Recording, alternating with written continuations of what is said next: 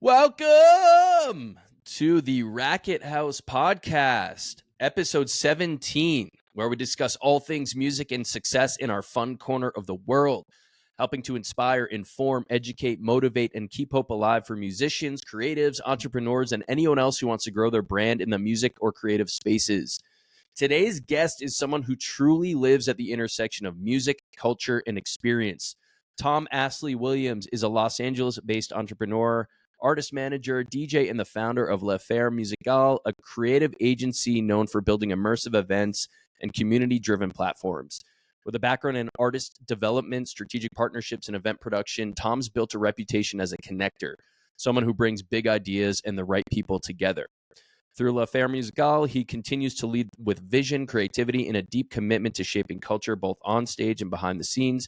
He works with top artists, including some of my personal favorites like Sam Blacky, N2N, Miramar, Kaysin, Tara Brooks, and many more. Tom is a true wealth of knowledge, and I'm so excited to pick his brain to help all you artists out there. Let's get into it. Please welcome Tom Astley Williams. Hello. Good to be here, man. Nice Hello. Thank you for being here. Thanks for inviting me, man. Yeah. Thanks so much for being here. It's a long time in the making, but I think good things come to those who wait, right? Absolutely. Yeah, and happy Friday to you, me. Thank God it's Friday. We're in the height of the summer and need a nice weekend off. I feel you. Yeah. It's in our text leading up to this, you told me how it's busy season. I mean, like, let's get into it. What does busy season mean for you? What does that look like? Yeah, it's a good question. So for me, busy season always starts at the end of Miami Music Week, right? So once Miami Music Week, for those who don't know, that's in March. So that's in March. Yeah. And I always feel, because like the dance music industry tends to quieten down. Well, they think it quietens down from around November, like Thanksgiving, all the way to end of March when Miami Music Week is. But, you know, in the modern era, it's never quiet. It's definitely quieter, but it's still busy. But for me, the busy season has always meant you go to Miami Music Week, you connect with everyone you've been speaking to over the years. It's a good place to network. It's a good place to bond with all of the artists that you've been talking to, catch some shows, see who's hot, see what's not. All of that good stuff. And then I feel like the week after Miami Music Week, so going into, you know, the first week of April, the busy season, well, the way I see it, that's when it really starts. Mm-hmm. All the promoters come out the woodwork. The festivals start to book the rest of their lineups, even though they have made, you know, they might have 80% of it done already. Mm-hmm. And it's just like an onslaught. You know, it's like that's when I would say most of the bookings for the year on the touring side for artists really start to come in heavy. And just, you know, everyone's prepping for summer, and that goes back to the records they're putting out, you know, the summer anthems that they want to try and hit. And, you know, it's festival season, you know, and that's pretty much a global thing, you know. Even in the UK now, it's like the summer out there is crazy compared to the winter and autumn and fall that, you know, where it's just not as crazy. So yeah, I always find April, May, June, July, August is just the most swampy, but I love it. This is where we're at our most active, and we need to be like as focused as possible, right? Because there's just a lot of things going on, and if you miss things and you don't strike on things, you can easily get left behind, right? Absolutely. So it demands a lot of focus, the busy season, which is the summer. And for some reason, I keep making the same mistake of like trying to take a vacation, you know, right in the middle of it. So I'm going to the UK next week, and then doing, you know, UK, Ibiza, Switzerland, yada, yada. And I always do this to myself every year because I know that I have to work while I'm out there. It's just part of, because we're in the busy season. I should really start pivoting to taking my vacation or time to relax, maybe between like January 2nd and January 7th. That's like the only time that things go dead. Yeah, unless you go to Tulum, where somehow the whole world flocks down there at that time. Absolutely. I mean, yeah, you just go to Tulum and it's just another thing completely. So you can be busy the entire time in this industry for sure. Yeah, ideally we are, right? And that's an interesting problem to have as entrepreneurs, right? Like I'm taking a 2 week road trip with my girlfriend up to the like Canadian Rockies, and we're gonna try to disconnect. I mean, it's a scary thought, right? Like just over a year into running my own business. I've always had jobs that pay me and I've paid time off, and now it's like, okay, 2 weeks away could be a long time without trying to generate revenue, right? And so I understand that. And then in the fall, I'm planning to go to ADE, Amsterdam Dance Event. For those who don't know, it's a week-long conference there, which will be work. But then I'm gonna like explore Europe as well, and yeah, I'll have my laptop and I'll be doing some work. But it's a balance, right? Like everything else.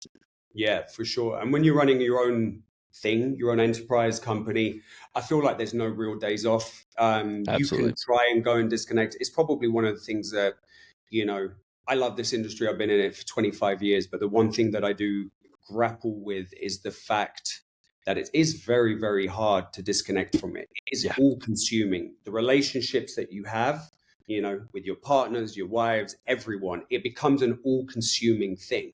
And that's just dance music in general. Yep. It's swampy like that. I Yeah. wish it wasn't. I wish we could have 2 weeks. I wish I could take a week, a long weekend to completely go off the grid. But, Mm, you know, we can't. There's things that will come mm, up that you know, there's always emergencies in this industry, especially when working with artists. Nothing ever goes according to plan. One of the things that artists need to know moving forward in their career path, there is no perfection to this journey.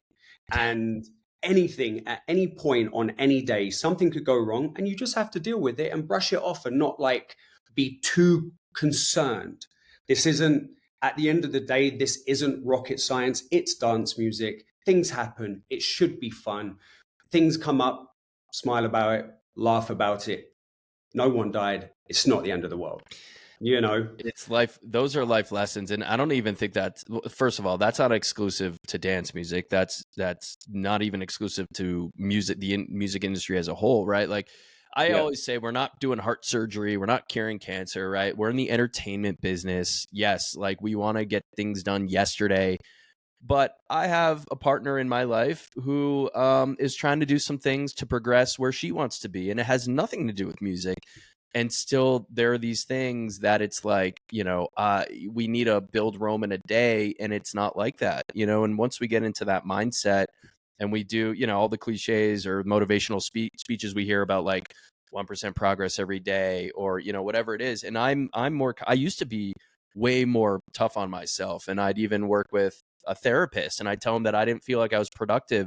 He's like, man, you got to get out of that mindset. Like productivity can be just giving yourself a break, right? Yeah. Like letting the mind rest, letting the body rest. And so I don't know. I guess the question is like, if you give your people in your life, your network, your professionals, your family members, whatever, a heads up that like, hey, I'm going to be going off the grid for a few days. Do you feel like, well, have you done that? Is there maybe a level of respect at this point? Because mental health has become such a big focus in our lives, and in not just music, but in sports and everything, right? Like, I feel like there Yeah. might be a little bit of respect people show when you're intentional about that time, or does it just be like, nah, you're fucked. We need to get shit done.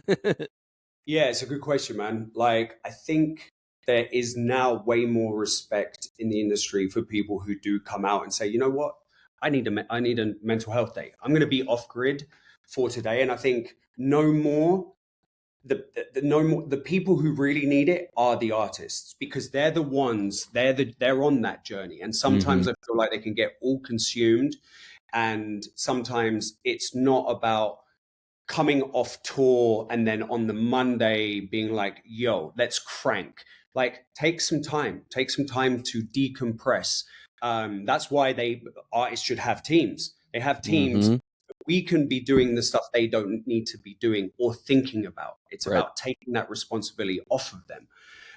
Now, for myself, personally speaking, it's very, very hard for me to say, yo, guys, I'm going completely off the grid. I Right. could probably take a full day and just be unresponsive, but the next day I'm going to have to catch up because there's always things that need to be done, and I'm Mm. okay with that, because I've never really treated this as like, I've never looked at this as a annoyance or a job. I do this because I love and passionate about it. So even when I have to catch up on certain things, it feels good to me. It doesn't Yeah. feel like, oh God, I have to do this. Yeah. Like, so I like to stay in a place where I'm ahead of things versus feeling like I'm caught behind. Sure. So if I were to take a few days off, I know that I'm going to spend at least 2 weeks catching up, just getting my inbox, my flow, my creativity back in sync. And I prefer to just stay in sync all the time these days than try and not, if that makes Amen. sense. Yeah, I'm the same way. I think like even just a little bit of something every day, even if I'm gonna go,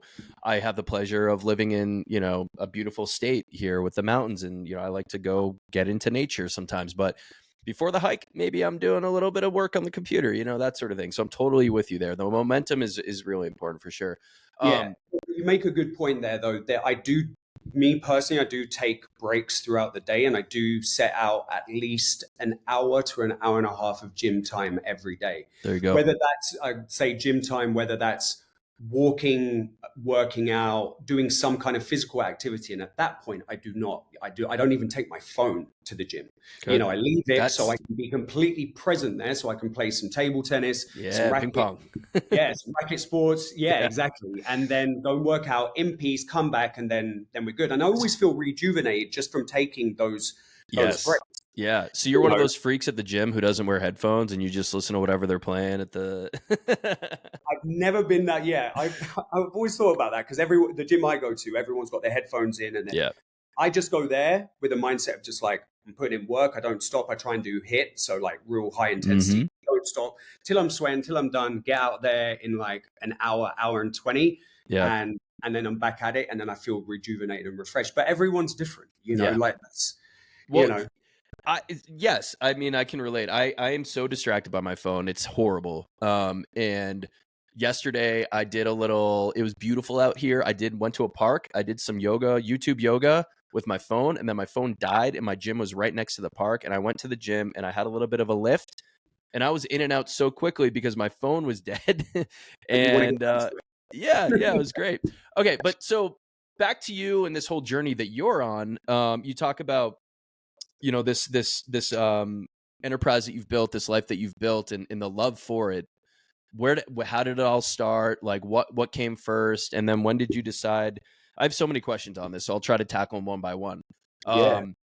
Well, I actually wanted to kind of get into this first. You basically, with your company, you do event production and you also do artist management. So like, how much of your time is occupied doing either one? And do you have maybe more of a passion for one over the other? Yeah, great question again. I like both. I did my homework, my man. I like both. Both come with their own challenges. Sure. On the event production side, there's a lot of risk and anxiety that can come with that. So but also it comes with a slightly less level of stress for me. That's because I suppose, a very visceral kind of manager that likes to be in contact, and I feel people's emotions, and sometimes if artists are having a bad day, I can pick up on those things, and then that I have to sit with that and move through it as well. So sometimes I feel like that part is the hardest for me. Now, dealing with emotions and people's baggage, yeah, maybe. Yeah. There's a lot of emotion in this industry, Yep. and that gets, as managers and management, you can feel that from a phone call, a text, an email, or a group call. And and I'm I suppose, like, empathic person. So if I spot that someone is in, not in the greatest of mood, or a little bit overwhelmed or underwhelmed, or stuck in like compare and despair, I always go to try and fix that. And I've tried to do a lot of work in myself, like, over the last few years, to not have to be that person. We're not here to fix people. We are not therapists. We're here to work and move a project along. So yeah, I find like both just present their own challenges, but I really enjoy both. I just do. There's no better feeling for me than just going and doing events, having a great time, knocking them out the park, making, there's a lot of promoters out there, and especially new ones that are coming through, that do it to throw a party. They're wanting They want to do it because they want to throw a party, and they, want to have fun and be seen with certain people. I've never looked at it like that. Like for me, it's just strictly business. It's like, how much money can I make? And then a lot of like artists don't like want to hear that. But as a promoter, we've got to figure out where our margins are and how we're going to make money, because promoters are the ones dipping their hands in their pockets. No one else. If there's no promoters and there's no venues, there is Right. no artists and there is no performances. So yeah, I attack the event stuff strictly from a business angle and hope to succeed in that. And I just like doing it. I've been doing it for so long that it comes like second nature to me now. Of course. Yeah. And it's not easy throwing events. It's not easy making money. I mean, my last event series in LA, like we were fighting just to break even, and we had really good ledgers. Like we kept our expenses low and all that. And it's tough. So like, what are some of your keys to success as an event promoter, event producer? Like, what do you really like feel sets you apart, and how do you sustain? Yeah, I think for me now in the modern era, it's all about collaboration. So now I'm not too worried about just doing a show or an event just by myself. I like to bring in other crews, other brands, and make it more of a partnership, because the more people that you bring in on a show, the more exposure you're going to get. And you're going to get people who are hungry to want to bring people. And so for me, it's all become about collaboration. Right. I'm not doing, pre-COVID, I was doing 300 shows a year nationwide. And that was just running at like 1,000 miles an hour all the time, throwing up shows every weekend in different markets. And it was great.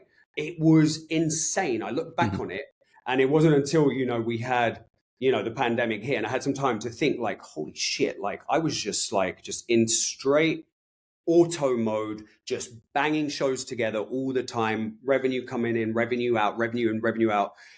Yeah, it was great. But now I kind of attack it from a much more, collaborative way. It's not about the quantity of events anymore. It's about the quality and just being with the right partners where we all feel like it doesn't need to be this huge stressful thing like it used to be for me, Sure. and I think, if you're trying to just be a promoter and do events as your living, yeah, it's tough. It's tough work. There's not one promoter who does it full time that I don't look on their face and be like, bro, or you look burnt out. Yeah. It's Yeah. I mean, 24/7 marketing cycle. it's crazy. Yeah. I mean, our friend Jake, Mr. Clavette, shout out Jake. I mean, he started his own from the ground, and he's putting out a lot of events. I mean, we haven't had a chance to like catch up intimately about it, but I can only imagine. And frankly, I got burnt out on throwing events. I mean, I had a lot of success doing it. And then at, one point it was just like, it's even here in a new market where I'm sure there's opportunities, but as an artist, I'd rather just get booked at this point. I'll help you promote your event. I'll do all the social media stuff. I'm really good at it.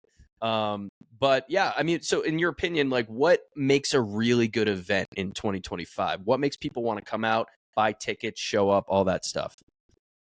Yeah, I think there's a few things. I think we're moving more into immersive and experiential kind of events. I think sound music will change into more immersive 360 style. We've started to see the shift. And for me, where the shift has gone, and that they haven't, which I think is going to be the next thing, is we've got the immersive rooms now. You've got the sphere, you've got the visuals, artist visuals, electronic visuals are insane. But the music is still 5.2 or 2.4, and it doesn't match what's actually going on in the room. And I think what will happen as immersive becomes bigger and bigger, all electronic music in that space, when you're a big artist, is going to have to go to, Dolby Atmos and above. I think there's a new Meta and Google are just coming out with their new, immersive audio, and I think that's where we're going to start seeing it. I think, and I'm talking at the top level. So I think when you'll be at a festival, festivals won't just be a big front-facing rig pushing out music that way. They'll have to start incorporating some kind of 360 with audio on top, so you're hearing it from all angles. Because there's, I've been to hundreds of festivals. Sometimes I go and I'm like, the fucking audio is shocking. Yes. It was, Like, you know, it's yeah, not so much to ask for 4 corners of speakers, is it? Like, yeah. Yeah, you know, it's like I went to go and see the Prodigy at Coachella, arguably my favorite, amazing. you know, my favorite electronic punk band that I think started a lot of all of this, you know. Yeah. But unfortunately, the bass was just blown out. I was at the front, you know, after not seeing them for 25 years. I was waiting for the experience, and I just got all I heard was and just blown Mud. out mud. Yeah. Yeah, and I just thought, really, you couldn't have just Coachella couldn't have just done it. And no shade on Coachella, but Sure. you know what I'm saying. So yeah, I mean, ultimately, I think that's where the elevation of events now, like with what I do, we do experiential kind of events. We do boat parties, we do rooftops, pool parties, smaller, intimate like venues where it's not just a club vibe. You Right. know, I've moved into in an era of my life where it's not about being in a club just watching a headline DJ. Yes. It's about being out with friends, cool people, in a vibe where it's not just about the music, it's about the vibe. The That's why I like vibe. Yeah. both. I mean, that's why I always enjoyed coming to your parties, because they were so LA, and I'm a guy from Boston, you know, so like I didn't, you know, come up in that world, and it was like super unique, and I miss that. We don't got pool parties here in Denver, Colorado. We don't got beaches. We don't got boats. Well, we got some boats, but like we're not Yeah, I really doing think boat parties. you have to be a product of your environment, right? Yeah. When I was living in London and New York, I was throwing in New York. I just went straight basement all the time. I Yeah. loved dive bar basements because that's Hell New yeah. York. You want to get Yeah. stuck on Canal Hmm. Street, going down, and then you walk into a room and the bass is just, you know, rattling your face, and that's Yeah. New York. Yeah. And then in LA, when I moved here 10 years ago, it was like, okay, well, I'm looking at the weather. There's not a cloud in the Yeah. sky. There's palm trees. Why are there not more outdoor daytime things? And now you've seen an absolute explosion of them. Hmm. Day Trip Festival, the pool party series is all over LA. And I think that's what Cali should be used for in the summer. 1,000%. It well, year round. I mean, there is an opportunity technically year round, but why doesn't LA have beach parties? Like, even you go to San Diego and they have like the beach house or whatever. Like, how hard? I mean, I know the real answer, like permitting and stuff, but like I know some artists have started to do it more. But like, how do you like? Why can't you throw your toes in the sand and throw a It's party out there? And it's permitting and noise and all that, but like, come Yeah, it's the on. most frustrating thing for me about California is exactly that. Because Yeah. you can find it in Miami, right? On the East Coast, you can do it in Florida. But Yep. over here, the permitting is just so strict. I mean, Yep. I think when I first moved here 10 years ago, I went to Malibu, cracked open a beer, and I was ticketed because I didn't know at the time that you're not allowed to drink on the beach here. So Huh. it's just, you know, Cali's just got some weird rules. It has some Yeah. weird rules, and it could never become the hate. I mean, I always take it back to like Ibiza and Sure. Mykonos. Like LA could be, if there were venues on PCH all the way down to San Diego, all the way up to Monterey. There could be some sick places, one like the places in Brazil, in Florianopolis, like it could be just mega, but just not allowed, you know, and it's just one of those things. So we have to go and find, you know, the little pockets in California where we can do stuff legally. Yeah, yeah, You and know? it's funny mentioning Florida, because Florida's not like the rest of us, and Florida operates in its own little world. But that's funny, because I actually, one of the questions I had written down, I guess we'll kind of split this maybe into the event side and then the artist management side. But yeah, the one of the questions I had was like, what do you have a worldly view? You've traveled all over the place. Like, what do you think the states do really well? What do you think we suck at? And like, where can we improve? Wow. I mean, no, I think, look, at the end of the day, I'm not going to lie. I'm just going to tell it straight truth. I Straight mean, up, baby. there's no bigger market than the US when it comes to dance at the moment. You know, it really is. It's a Goliath. I mean, it's Sure. massive. It's Yeah. huge, and if you can get to a place, you could just tour America for the rest of your life and be quite happy and quite financially great, and Hmm. do that and never need to explore anywhere else. Like coming from the UK, like just being an artist that just dominates London, Manchester, Birmingham, and the 5, 6 cities there is not enough. You've got to then hop over to Europe, start getting, you know, the French on your side, the Germans, the Spanish, the Ibizas, and it takes a much more bigger branch out. In America, it's you've got an insane amount of big major market cities: LA, SF, San Diego, just on the California coast, Sure. New York, Philly, Miami, and then everything in between, Chicago, Detroit. I mean, the list Yeah. is almost endless on how many. So you could just route yourself if you were a touring DJ or just a musician. You Yeah. can just play America forever. So I think America just has it does that very well, just because you have it's so market big. opportunity. You have Yes. a lot of market opportunity here. And I don't, I personally don't think that they've always got the respect that they deserve. I think things are starting to change, and it's taken a few people to be able to do that. Respect in what sense? To the artist? In just like the dance music community. Okay. 15 years ago, you wouldn't really see many American DJs in places like Ibiza, Sure. touring the UK, touring Europe. Now you are starting to see that break out, and I think it's just, and I think that's great. I think it's much needed. Because 15 years ago, I would talk to people back in the UK, I'd talk to people in Europe, and they were just so European centric. It was like, if you're not cool and from Berlin or London or Barcelona or had grown up all your life in Ibiza, you're just not cool.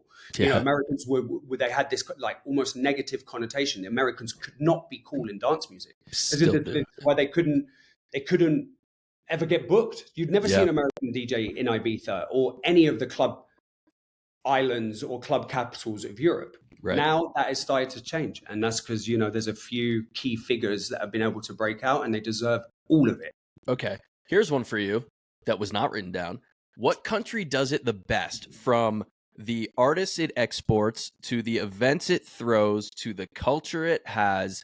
If you could only, I don't know, either party in one country or whatever for the rest of your life, who does it the best? Sure. I'm gonna have to tell it how I think it is at the moment. I think the US do it the best. I do, and I think they don't get the respect. Like, hell yeah. Like Germany is cool, Berlin is cool, but Berlin is a very, very niche pocket, and it's a very, very niche sound. You can't go there and listen to a wide variety of different electronic music. You're gonna get horse track techno. Horse track techno. And in the UK, look, I would say that the UK back in my day, when I was growing up in the late 90s in the rave culture, they were doing it the best by far. I thought they, as producers, were making the most exciting music and throwing the most exciting raves.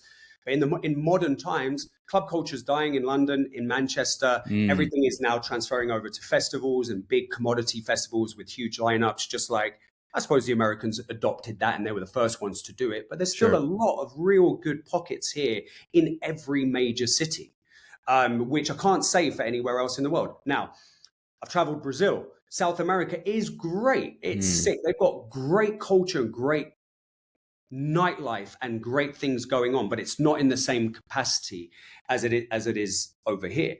I think the level of talent that's coming out of the US is incredible. I also think the Brazilians are smacking it right now. I think they're the ones to watch. Really, are the Brazilians on the music production. The UK will always be standard for me because they just get it, and that comes from a history of just being in the game for so long. And they like to they just I mean, it's the rain, man. At the end of the day, you need rain, melancholy to make great music. So the UK are always going to have that.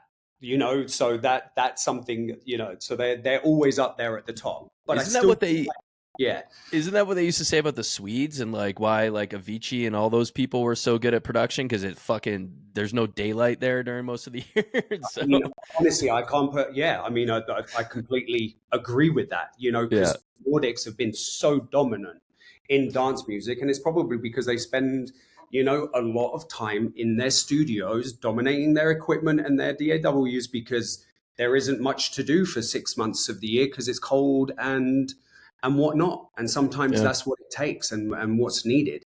It only took us 30 minutes to get the first hot take, but the hot take from Mr.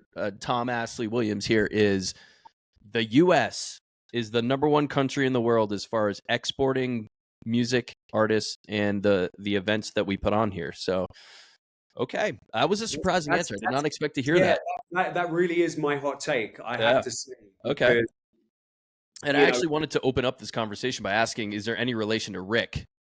And I'm sure you get that all the time.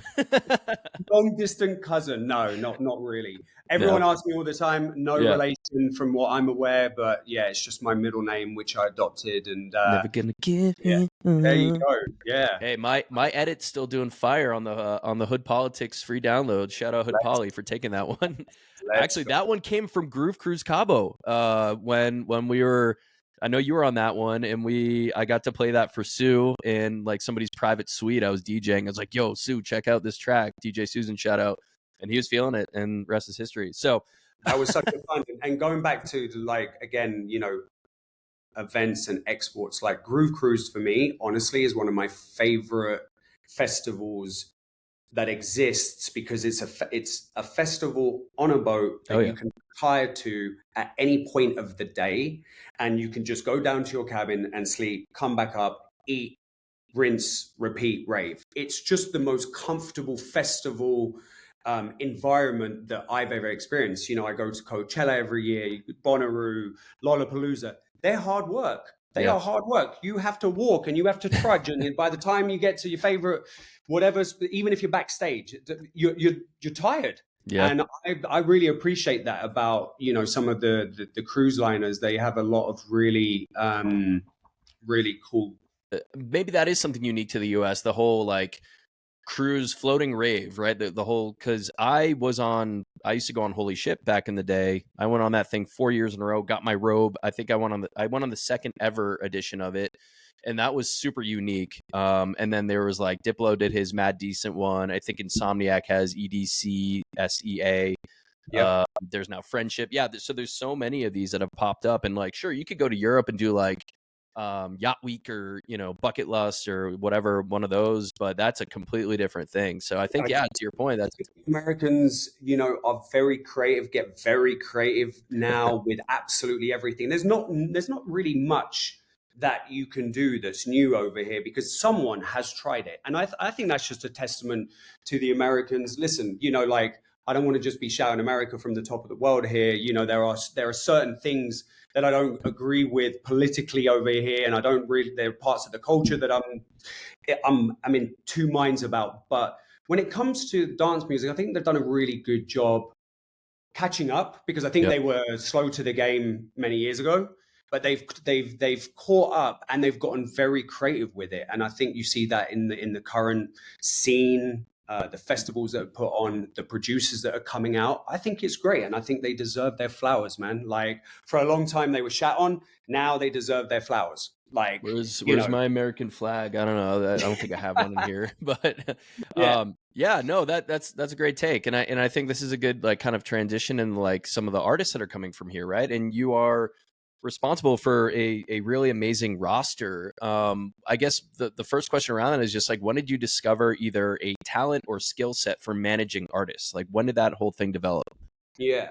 So, I mean, it takes it back to like how I started in the scene from day one, right? So I grew up in the 90s going to raves, fell in love with drum and bass around 95, 96, and just went on from like 96 to 2001. I was just in every club, warehouse, outdoor rave I could be, and just could absolutely consume myself with it. I started collecting records. I started to DJ at a very, very young age. I think I bought my first Gemini turntables when I was like probably 13, and just started to mess around then. And it was just a progression from there. Like, as soon as I fell in love with like drum and bass, dubstep, breaks, and just like dance music in general, like, I just knew that was going to be my path. And then it was a quick transition as I grew older. I went to university, and then it wasn't until I moved to New York when I was 23, I started working as an engineer.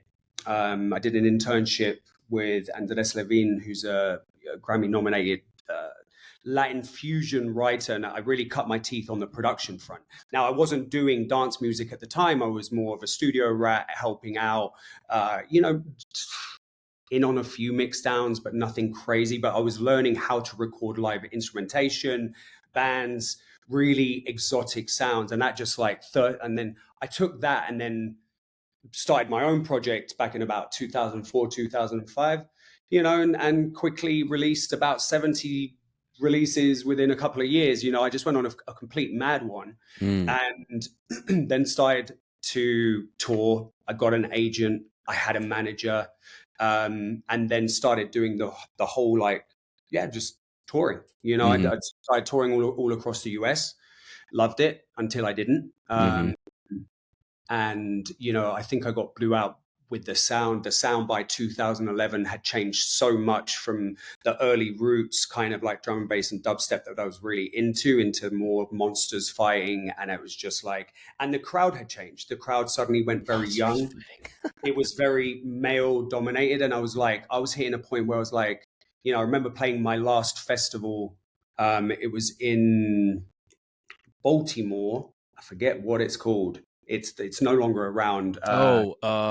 Starlight? No. Something with like a night theme, right? Like a clip? No, not a clip. Yeah, it was something. I know like what you're talking about. Yeah, and that was the last festival I ever played. And because I just remember looking over the crowd and just seeing just everybody moshing, a lot of really young kids moshing, banging heads. Moonrise. Yeah, it was Moonrise. Yeah. Yeah. And was like, you know what? This is not where I want to be anymore, and hung up my headphones as a touring DJ from that day on. I loved it, but I was already quite burnt out from touring. I was younger then, and I was acting younger, and touring and acting younger can burn you out pretty quick. So it was from then that I kind of started discovering a different side to dance music. I started getting into techno and house and disco, and going to, I suppose, more mature leaning clubs. And then I opened up a world of like, there's actually people my age here, and I don't have to plug my ears with, earplugs. I can actually stay in this room for a few hours. People are drinking martinis. Whoa, this is all very adult, and I fell in love pretty quickly with that whole other side, because I'd been immersed in bass and rave and big things for so long. It was just a really nice reprieve. And then turned my attention from then on to like, okay, how can I get into the event side of things, helping like bring that music from Europe over here. And that's when I met Jamie J. Warrer. She was my first like management client. And I was just like, she had a really unique sound and a unique story as an artist. She was female. Yeah. She's gay. And that was something very different, because I'd been around, I suppose, like a drum and bass, like circle for so long, and it was very male dominated. It was something that I don't know, it spoke to me. I was like, this is different. Finally. And that kind of was really the first foray into management. But because I'd had event production skill set before, I had an agent and I had a manager, I already knew what each role was doing anyway. So it was like, okay, maybe this is the way I can remain in the scene and help others with the knowledge that I've had over the many years, and start helping them. I can see that they're hungry for it. They've got fire in their belly. They want to make it. They're like, why am I not up there? I don't see any females up there. And I think that's a fucking good point. Things have changed now, but this is, I'm talking 12 years ago. Sure. Yeah, that's an interesting point, because you reach this point of burnout. You feel like you gave all you could as a performer, and then you saw this opportunity to like, okay, now I can kind of pass the torch. Is that a fair way to kind of look at it? 100%. Yeah. It was all that. It was exactly pass the torch. I didn't, I'm a homebody by nature. So I was like, how do I continue to, be in this industry without having to be the front facing with my name on lights, and that's helping other artists. And again, going back to the US, there's lots there's lots of fire in their belly and very good skill sets and very important stories that they need to share. Absolutely. So it was just like I just put it to natural evolution. It was always going to go this way. After being an engineer, a DJ, producer, it was always going to be, well, I'm going to have to pass the torch back down to the new emerging, acts. Yeah. and businessman too, right? Like it's really important to understand business too with all of this. And do you feel like that was just something that you picked up naturally via producing events and just kind of being exposed to stuff, or did you have to like kind of learn your chops in some other way? Yeah, I mean, if I'm again, just to be completely ruthlessly Yeah. honest, I Yeah. didn't go to any kind of business school to Sure. study, Yeah. the business of music. Yeah. I learned as I went on. Yeah. A lot of it was trial and error, especially in the early management days. It was we just had to just like hold hands and walk through and see what happens. And Yeah. then from then on, you figure stuff out. And I think sometimes like that's the best way. I've worked with people over, in this industry for many years who come from, the school of music business Yeah. and know everything about publishing and apparent artist management. But when shit hits the fan, they're like, what the fuck do I do? Like they haven't been through it. And I Right. don't think there's no roadmap to this really. No, It's there is just not. No, there is experience. not. That is literally why I started the Racket House and what I do on my side is because there's no roadmap. If there was a silver bullet, if there was a magic wand, everyone would be kind of seeing all the success. So yeah, I mean, so that's interesting. So with Jamie and, not to spend too much time there, but like, what was that like? Did you met at a show and then who did you court her? Did she say, I need help? Like, what was the conversation like to start that whole thing? It's kind of like, look back on it, it was like like fate and destiny, right? Mm-hmm. It was a mutual friend who said, "Hey, I've got a friend who's got sitting on some really good records. She's just put out her first EP. She just moved to LA. I just moved to LA as well, and just getting my hold on what LA was. Yeah. And we met, and it was like, hey, like I'm new to LA. She's new to LA. Let's help each other. You've got some great records. I can kind of like help become part of the bigger team here. And we just, that was it. We just Yeah. became like friends and we went through the experience together and that was it. And, and it's like I said, there was lots of ups and downs, lefts and rights, twists and turns. And we both learned that way. And I think it was really good. I think it was just really good. Looking back, that was the best way and the only way that I would have wanted to have learned about Absolutely. this. Well, I want to which gave me I had enough experience and enough chops then to, start thinking about other artists and bringing more. I felt more confident and I knew about how to have that business model in place for other artists as well and a roadmap to success somewhat, even though you've kind of proven a model and you've learned and you took on that role, it sounds like, as a lot of, I think, starting managers do, as the friendager. You were kind of like, friends, and because that's how I started too. And that's incredible. And so one of the things that you kind of wrote to me as we sort of prep for this conversation was that you look at being a manager or working with artists as a partnership, right? You're not working for the artist. No one's working for anyone. It's a partnership. So one of the biggest questions I have, because this is, I think, where a lot of artists get stuck. Even today, I was talking to a client of mine who I help with artist development, where somebody reached out to him wanting to manage him. And I'm like, okay, like, what is he going to do for you? Like, what, there's so many questions, right? Like, I think a lot of artists think that having a manager equals success. Having a manager equals something's going to happen. So in your own words, how do you define the role of an artist manager and how do you strive to help artists with what you do? What do you do? What don't you do? Yeah, no, I think it's a great question, and I think we've had this conversation before. My hot take is that most artists out there on the come up, emerging artists, do not need management. They need to learn themselves first and at least get some experience of being able to handle their 360 business themselves.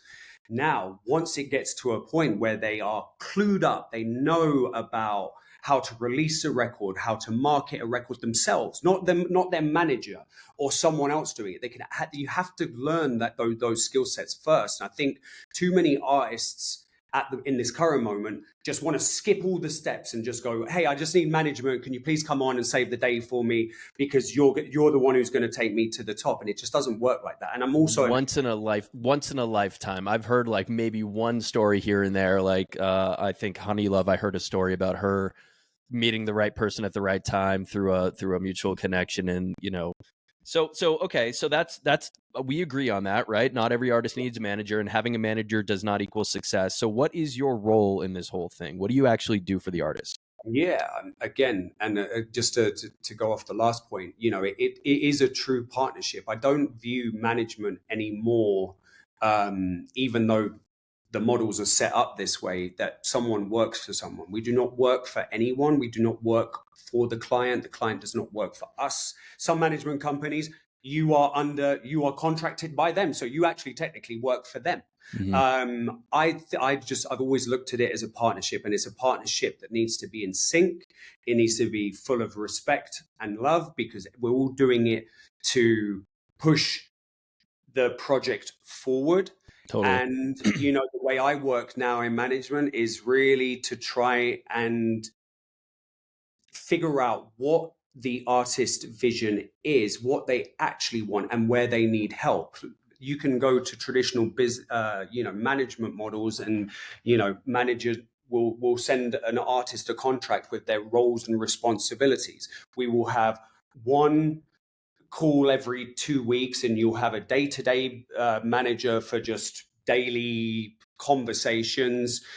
We will have strategy meetings once a week, and everything is laid out on roles and responsibilities. And I'm not sure, I've worked for big management firms. I've been at all of the big three, big four, big five. I see how they work in that corporate structure, but it doesn't really work for me in current dance music climates. I like to see it as a partnership, as a bond, and I like to help where the help is needed. What is it that you can't do? Is social media a struggle? I get it. I hate it. And I know a lot of artists out there hate it as well. The content, they don't hate social media. They hate the fact that it is so content driven in the modern world. So yeah, you got that's an issue. Okay, let's address that. Let's see how we can work together to make it easier for you. Come up with content plans. So you're not like having to rack your brain thinking, oh fuck, what do I need to post today? Like that's where we can help.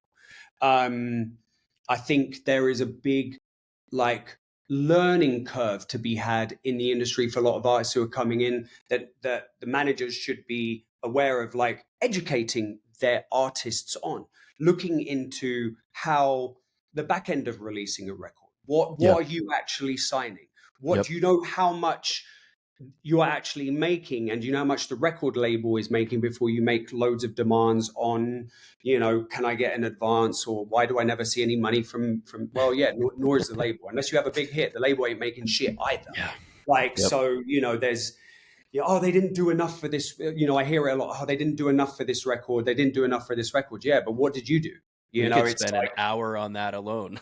Yeah, exactly. We are out of that cycle now in the modern era of the label just takes full responsibility for blowing up a track. It doesn't. It's it's just a distro platform, and it's a check box, and it's a business card that you can take. But really, most of the work has to come from the artists now on the content, the ideas, and promoting their records. It's not just up to the label. No one follows labels. People follow artists and brands. They want to hear from the person, not from the label. No one cares. So if you're not willing to scream about your latest record that you spent 6 months, tweaking, mastering, going back and forth, and then it gets to the week of release, and then you're suddenly, oh, I'm tired. I've listened to this track too much. I just want it out. Okay, well then, what the fuck was the point? Because that's you just spent all this time, and now you can't be bothered to promo it, and you just want other people to do it for you. It's a cop out, and it just I get frustrated when I get met with that resistance of promoting your own art. Yeah, you're hitting a lot of strings. You're pulling on a lot of strings for me, and I'm almost convinced that we're like brothers from another mother at this point, because this is my exact same frustration with stuff. And as an artist, I've had some disagreements with collaborators where, to your point, we've spent all this time working on a track. We get it to a point where we're stoked about it. And I'm like, okay, now let's talk promo strategy or content strategy. And they're like, yeah, I don't know, blah, blah. They don't want to tell people about it, and they don't understand the power of this stuff. And I don't know if it's a knowledge gap, or they just feel like it's this task, to your point about social media. when I was managing artists, there was a lot of headbutting around social and promoting stuff as well. And what I try to tell people, and you'll probably echo this too, is like promoting music is not new. It's decades old. Like it's been around forever. And now we have this tool in front of us that we can use for free to Totally. let people know about stuff. And it's like, and it's still to this day, it's a topic I speak about And you every day. can tap into your core audience Yes. very easily. You can just go on IG Live for 10 seconds, put it on, say, hey, oh, by the way, guys, even if 5 people see it, Yep. doesn't matter. That's 5 people who now know about your record. Go on IG Live again, make a TikTok, do something. You know, you've got a contained core audience at your fingertips these days, but I get it. People, you know, artists tend to get burnt out by the time the whole process of making a record and it's out. So right? what do you do in that situation? If you're you're in a partnership with these artists and they're fighting what we know works, like how do you deal with that? Yeah, it's difficult. You know, you can butt heads, but you cannot force an artist and twist their arm to make content and promote their records, right? Unless you have them here in the studio with you saying, "Do this," and that's when that's not going to work. Doesn't either. work, yeah. I think it's just a knowledge thing, and I think it's about talking about these things openly and honestly, and basically saying to them, "Okay, we've got this record wrapped, right? We're going to shop it. It might come out, it might not. We might do a self-release. But when it comes to it actually coming out, that's when the work starts. I think a lot of artists forget that the work starts when the record is out, not the pre-promo. No one cares about pre-save links anymore. You know, Drake, Kendrick, all of the top rock stars, all of the top, any of them, they drop albums on a whim. You didn't even know about them the day before. And it's like, bosh, here's my album. Now the work starts. Now the promo machine is in full gear. And that is the best way to do it. No one cares about anyone saying I've got an album coming out in 6 months or I've got a track coming out next week. The narrative needs to start on the day that it's out, that people can go on Spotify and stream it, Amazon stream it, Apple stream it, download it, I don't know, play it. Yeah. That's when work should start. But usually that, you know, and that's the hardest challenge to try and get artists to realize that. You know, work does not, it starts when the track is out. Yeah. Not when it's done and signed. A lot of artists that I used to work with it's done and signed. We're good now. Okay, cool. Done and signed. Wicked. You know, like what about when it's out to the world? That's when you start shouting about it. Yeah, I completely agree. We're on the same page here. So 2 questions kind of on the same vein. One is what's your perspective on self-releasing? Because we just kind of went down a rabbit hole around like the labels not doing much to support releases these days. People don't follow labels. I agree with that.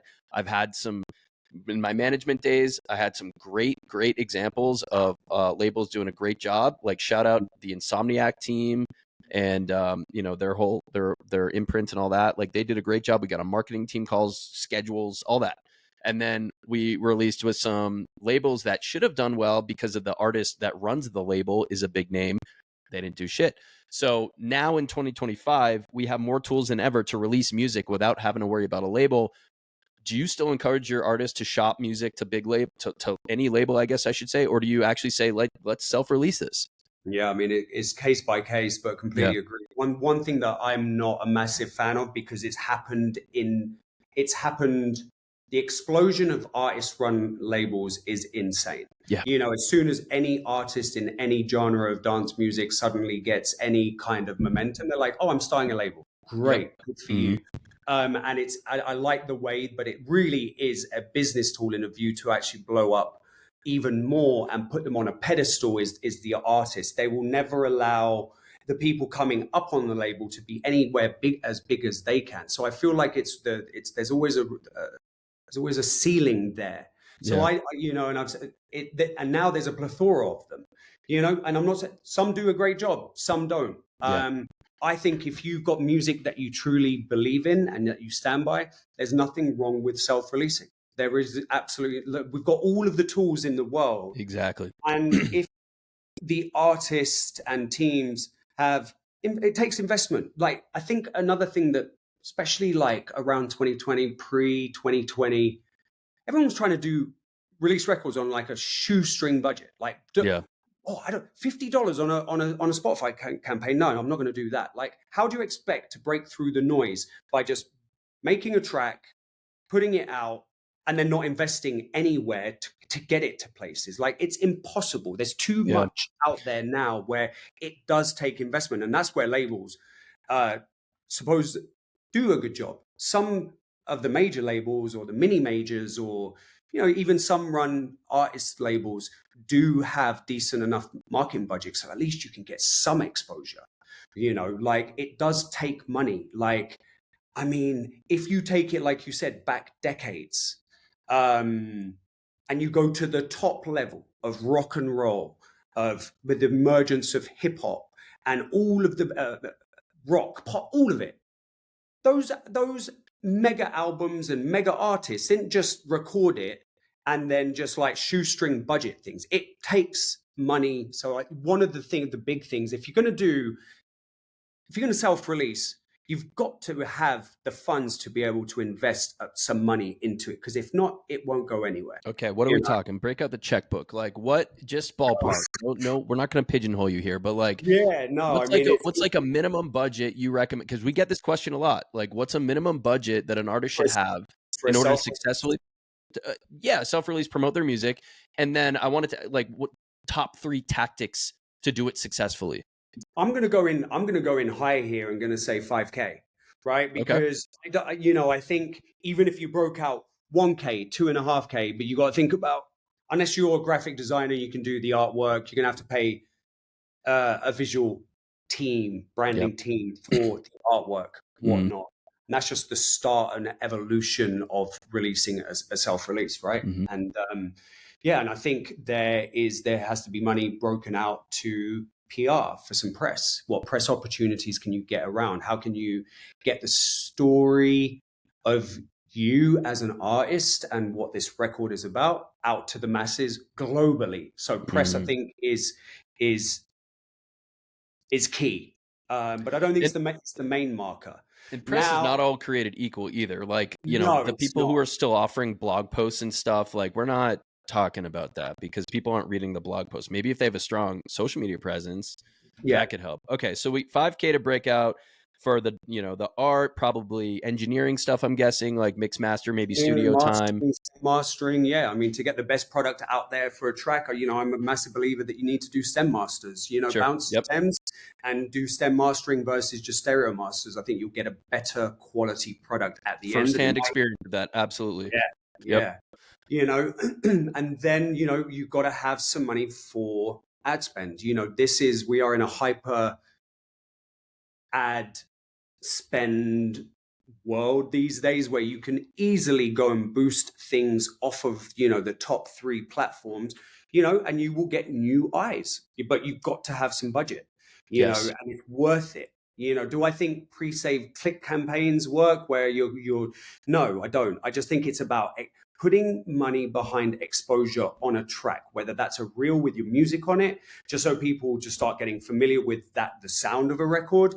And, in the modern era, I would say you need a bit of money as well for, influencer marketing. If you can tap into people who have serious, big fan bases and can post a couple of stories on there, and they get tens of thousands of views, that's worth just as much ad spend putting $2,000 on Meta, but that's a new thing that's come around. Yes. And that's a game of like cat and mouse, because you never know which influencer is actually going to have a mark on your record.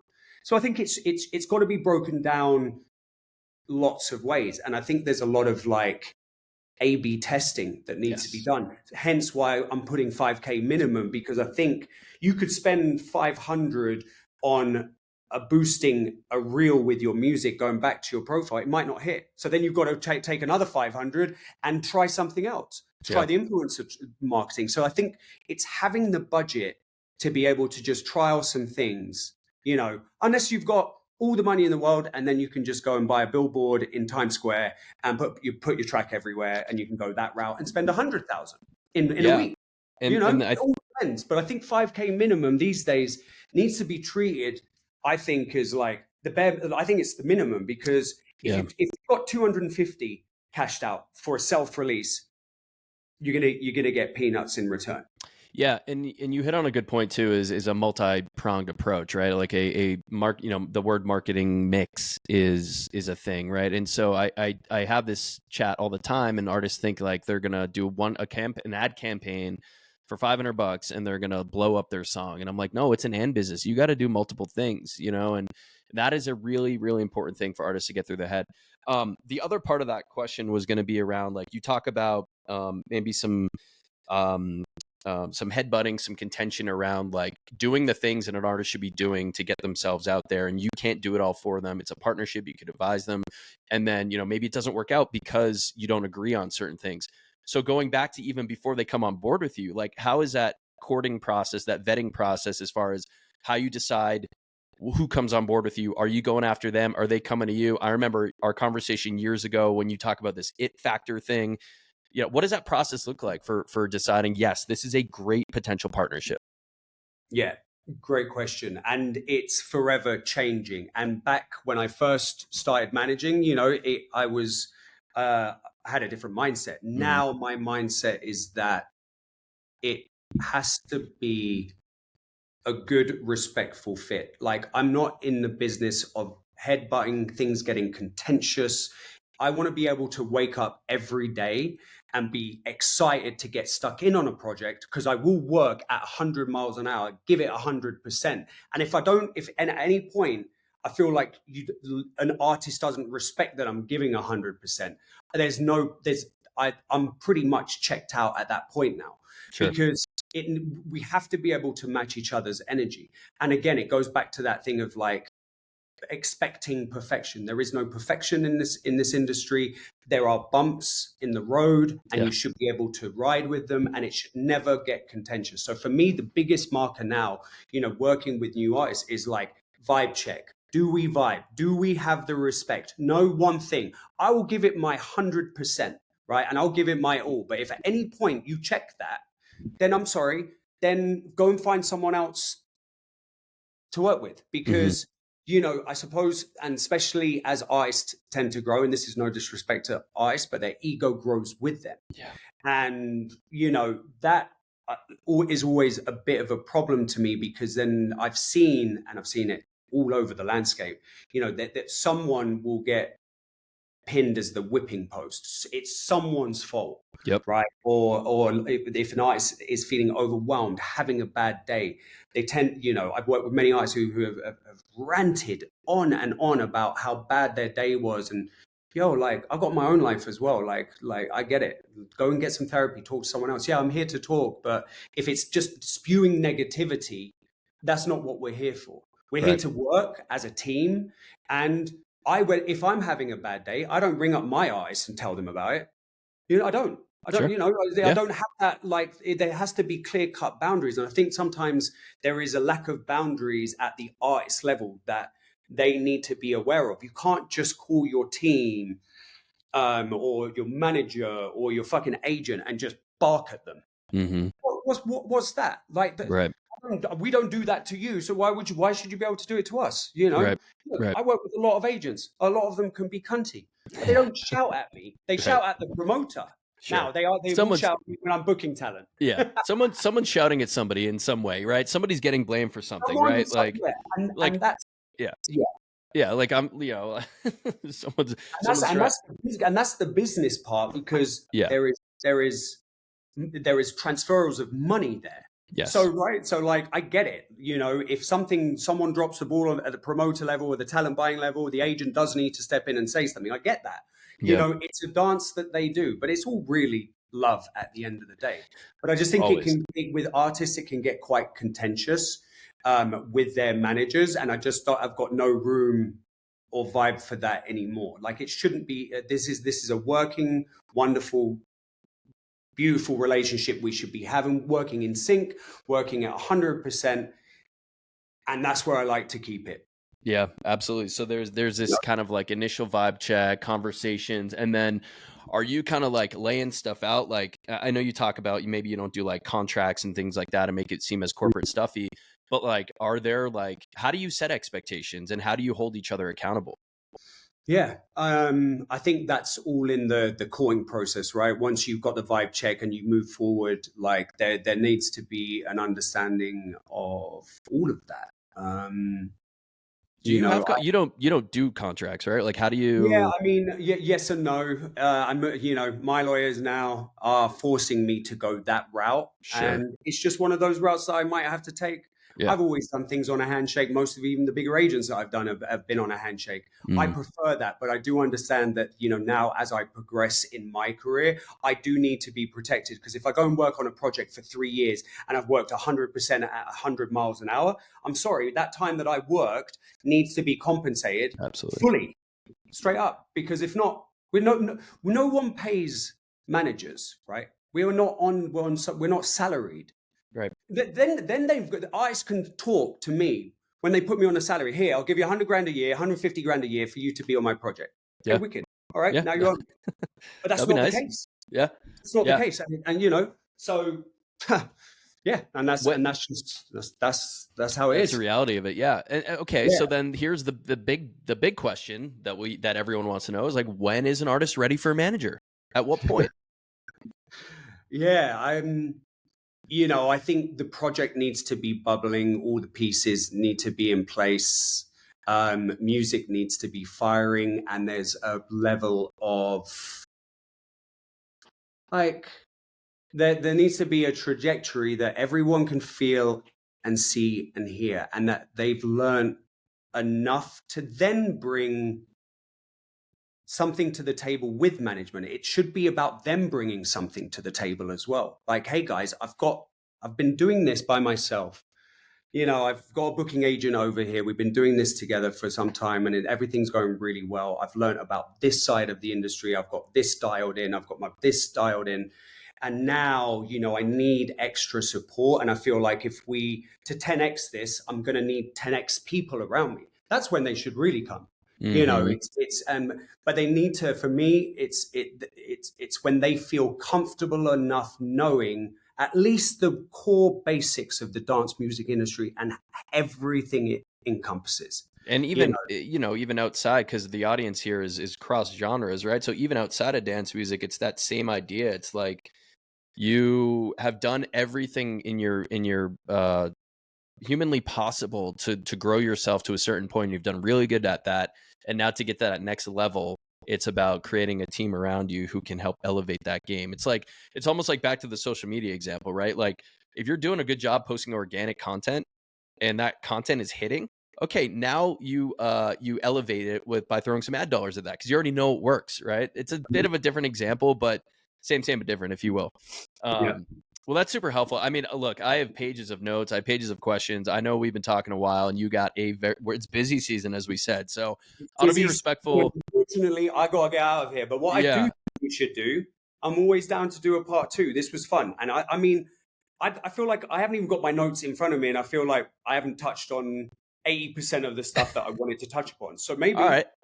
we run it back. Why don't you leave us with like, we'll definitely talk. And you know what I love is you're not the first person to want to do a part two. So I'm glad these conversations are mutually beneficial I here. love And you're, part twos, man. yeah, Yeah. the time flies. But like, okay, what nugget would you like to leave with the audience or tell people? Can be about anything. Can be to the artist directly about how to build your brand and get a manager. It could be, whatever you want it to be. What's the kind of closing thoughts by Tom? Yeah, closing thoughts, and this is direct to the artist and the audience. I Okay. think, look, knowledge is power. Be thirsty for it. Try and learn every aspect of the industry and start at the root, which is if you want to be a DJ, then the first thing that you need to learn is about the promoter, Mm-hmm. right? The promoter is the one paying for the gigs. So go back to roots. Go take it, strip it right back. You want to be you want to get into the DJ scene, you want to be a DJ. Cool. Try and produce your own show or learn from promoters, learn what they do. And I just think just like really for anyone, it's just about having the best 360 view you can of this industry. And I'm not talking about the whole music industry. I'm just, if you're into dance music and you're into house, techno, disco, drum and bass, dubstep, like, learn all facets of it first, even before you go out and make your first record, second record, third record. You need to have the basis of all of it. Go to raves, go to nightclubs, go and see what feels good on the dance floor. Then talk to a promoter, then talk to an artist, then go to a studio, learn your equipment before you just go and dive into Ableton and just like put a bunch of samples together and think you've made a hit. Maybe go and spend some time learning how to play keys, because that's the most important thing for production at the moment, you know, or an instrument. Learn the theory. I think it's just educating yourself. I think that education is key, because dance music now has become such a big thing. Mm-hmm. And if you look at the real crush, the bar is high now. The best electronic music producers in the world are now producing for the best studios in the world for absolutely everyone. The bar is so high. It's not as easy as downloading a cracked Ableton copy, going to Loop Cloud and putting some stuff together and thinking, yeah, this is easy. Damn, I got to rethink my production strategy. No, I'm just kidding. And another thing, it shouldn't be easy. Oh, DJing's so easy. That's all I hear. It is, because everything now is, you know, that doesn't make you a good DJ. Right. You know? I agree. Doesn't make you good. Go digging. You know, try and learn on vinyl. Try and not play any tracks from the last 5 years. Like, put a set together from 15 years ago. See how that sounds compared to how it is now. You know, there's a lot of learning to be done, and it's not one stop. Yeah, I got this. Let's fucking go. Man, that is a mic drop moment right there, and easily hours to continue in that same vein. So thank you so much, Tom. I really appreciate it. I know you're a crazy man with a lot of stuff going on. Crazy in the best way, of course, out of absolute love. But I'm so glad we were able to do this. Thank you so much. I always like to just do let a quick pause, look at the camera, screenshot kind of thing, which we'll use, and then I'll let you be on your way. So 3, 2, 1, smile, do whatever you want to do. Something crazy face. I don't know. Hell yeah. Thank you so much, Tom. You're the man. Everybody check out what's that? It was great. Yeah, hell yeah. Everyone check out L'Affaire Musicale. They throw amazing events all around the country. LA for sure, SoCal. Tom's got an amazing roster of artists. Like I said, I'm a personal fan of from a production and performance perspective. And if you're an artist out there and what Tom's saying to you is speaking to you and you feel like you got what it takes to join his roster, you know, don't be shy. So let's hit it up. Let's run it. All right. Well, thank you so much. This has been the Racket House Podcast. We'll see you next time. Peace. Big up. Yeah.